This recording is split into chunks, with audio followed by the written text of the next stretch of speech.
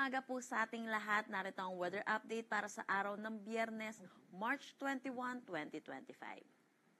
Wala pa rin naman tayong minomonitor na anumang bagyo or low pressure area sa loob at labas ng ating Philippine Area of Responsibility. Pero ngayon, meron tayong tatlong weather system na nakakaapekto dito sa ating bansa. Una na dito ang northeast monsoon or ang hanging amihan na patuloy na umiiral dito sa May Luzon. Pangalawa ay ang ating easterlies or yung mainit at malinsangan na hangin na nanggagaling sa dagat Pasipiko na umiiral dito sa May Mindanao. At dulot po nitong northeast monsoon which is malamig na hangin and then easterlies, mainit at malinsangan na hangin, yung salubungan po nitong dalawa ay nagre-resulta sa tinatawag po nating shear line at ito po rin po yung pangatlo nating weather system na nakakaapekto naman dito sa May Kabisayan. Para sa magiging panahon natin ngayong araw, inaasahan pa rin po natin magdadala ng kalat-kalat na pag-ulan itong shear line dito po sa may Catanduanes, Masbate, Albay at Sorsogon. Samantala, yung northeast monsoon naman natin ay magdadala naman ng maulap na papawirin na may mga pag-ulan dito sa may Cagayan Valley, pati na rin sa Aurora, Quezon at dito na rin sa nalalabing bahagi ng Bicol Region. For Metro Manila and the rest of Luzon, inaasahan naman natin ang bahagya hanggang sa maulap na papawirin na may mga isolated light rains. Agwat ng temperatura for Metro Manila 24 to 32 degrees Celsius, Lawag 23 to 31 degrees Celsius. For Tugigaraw, asahan natin ang 22 to 29 degrees Celsius, Baguio 14 to 24 degrees Celsius, Tagaytay 21 to 30 degrees Celsius, at Legazpi 24 to 29 degrees Celsius. Para naman dito sa may Palawan, Visayas at Mindanao, kung makikita natin, may mga kalat-kalat tayong mga pag-ulan na inaasahan. Ito po dito sa may Visayas, pati na rin dito sa may Dinagat Islands, ay inaasahan natin, dulot po ito ng shear line.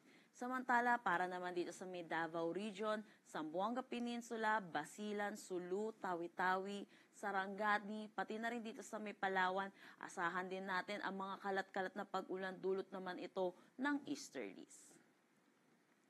Agwat ng temperatura for Kalayaan Islands at Puerto Princesa, 26 to 32 degrees Celsius. Iloilo, 25 to 31 degrees Celsius. For Tacloban, 24 to 30 degrees Celsius. Dito sa Cebu, 25 to 30 degrees Celsius. Zamboanga, 25 to 32 degrees Celsius. Cagayan de Oro, 25 to 31. At Davao, 25 to 32 degrees Celsius. Meron po tayong nilabas na weather advisory. Inaasahan po natin ang moderate to heavy rains or 50 to 100 millimeters of rain dulot ng shear line dito po sa may Sorsogon, Northern Samar, Eastern Samar, Samar, Biliran, Masbate, Leyte at Southern Leyte. Kaya pinag-iingat po natin ang mga kababayan po natin para sa posibilidad po ng flash flood at mga pagguho ng lupa. Para naman bukas, bahagyang hihina na po itong shear line natin at inaasahan na lamang po natin ang 50 to 100 millimeters of rain dito sa may Eastern Samar, Southern Leyte, Dinagat Islands at Surigao del Norte. Para naman sa ating heat index, kung mapapansin po natin, wala po tayong danger na itala kahapon. Dulot po ito ng mga weather system na nakakaapekto dito sa ating bansa at nagdadala rin po ng mga pag-ulan. Dito sa Metro Manila, nakapagtala po tayo ng 31 to 32 degrees Celsius na heat index at ang pinakamataas po natin ay 41 degrees Celsius dito po sa may Cotabato City, Maguindanao. Para naman sa forecast nating heat index ngayong araw dito sa Metro Manila, inaasahan po natin ang 33 to 34 degrees Celsius at ang possible pong pinakamataas pa rin po natin ay 41 degrees Celsius dito pa rin po sa may Cotabato City, Maguindanao. Meron pa rin po tayong nakataas na gale warning dulot po ng bugso nitong northeast monsoon sa northern at eastern coast ng Catanduanes, eastern coast ng Albay, eastern coast ng Sorsogon, northern at eastern coast ng Northern Samar at eastern coast ng Eastern Samar. Kaya pinapaalalahanan po natin ang mga kababayan po natin, lalo na po yung mga sasakyang maliit pandagat na delikado po pumalaot dito po sa mga coastal water na ating nakalista.